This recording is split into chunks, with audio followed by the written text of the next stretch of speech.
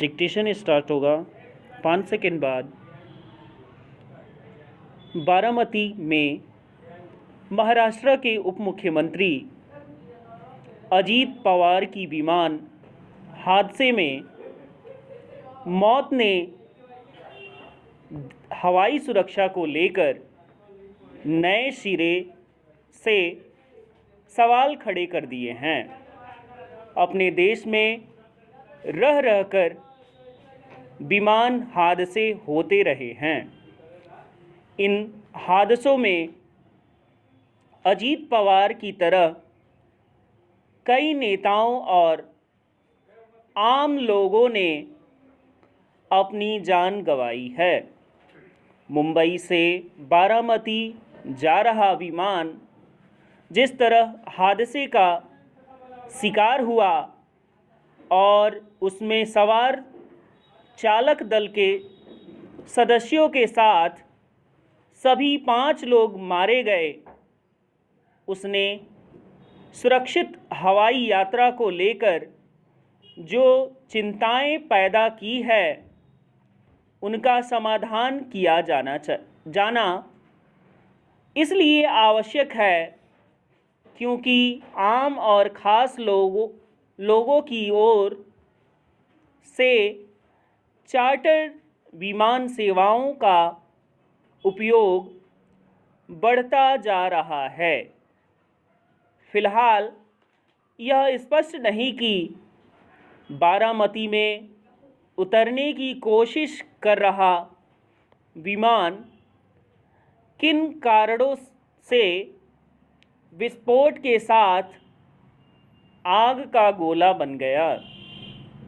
यह स्वाभाविक है कि विमान दुर्घटना जांच ब्यूरो की ओर से इस हादसे की जांच होगी और वह ब्लैक बॉक्स की पड़ताल पर निर्भर करेगी, लेकिन इसकी अनदेखी नहीं की जा सकती कि इसके पहले 2023 में मुंबई में VSR एविएशन का बॉम्बार्डियर लीयरजेट 45 विमान दुर्घटनाओं का शिकार हुआ था।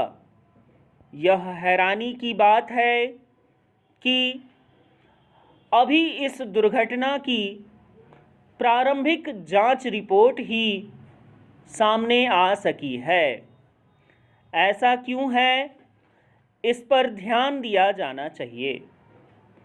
चूँकि अजीत पवार महाराष्ट्र के प्रभावशाली नेता थे और उन्होंने अपने चाचा शरद पवार से अलग होकर अपना अलग दल बनाया था और वही उसके कर्ता धर्ता थे। इसलिए यह प्रश्न सतह पर आना स्वाभाविक है कि उनके न रहने पर उनका दल एनसीपी अस्तित्व में बना रहेगा या नहीं और उसकी कमान कौन संभालेगा। एक के बाद एक सरकारों में उप मुख्यमंत्री रहे अजीत पवार विवादों में भी रहे, लेकिन वे राजनीतिक रूप से सदैव प्रभावी बने रहे।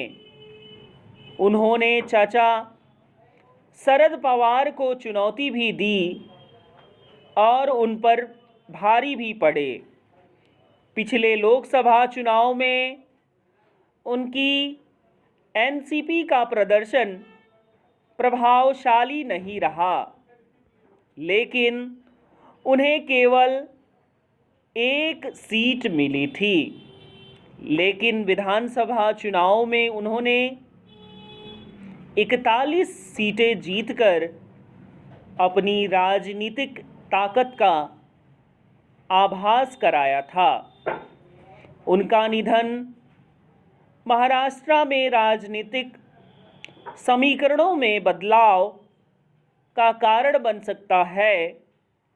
हालांकि संख्या बल के हिसाब से महाराष्ट्र सरकार में एनसीपी की अहमियत तीसरे नंबर की थी, लेकिन उसका महत्व इसलिए था कि वह भाजपा के नेतृत्व वाली सरकार में एकनाथ शिंदे की शिवसेना के दबदबे को कम करने में सहायक थी।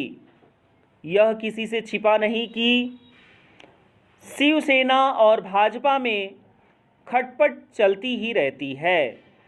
इस खटपट के बीच एनसीपी संतुलन कायम करने का काम करती थी। पिछले कुछ समय से यह चर्चा चल रही थी कि एनसीपी के दोनों गुट एक साथ आ सकते हैं। देखना है कि अब ऐसा होता है या नहीं, और होता है तो किस रूप में। विराम।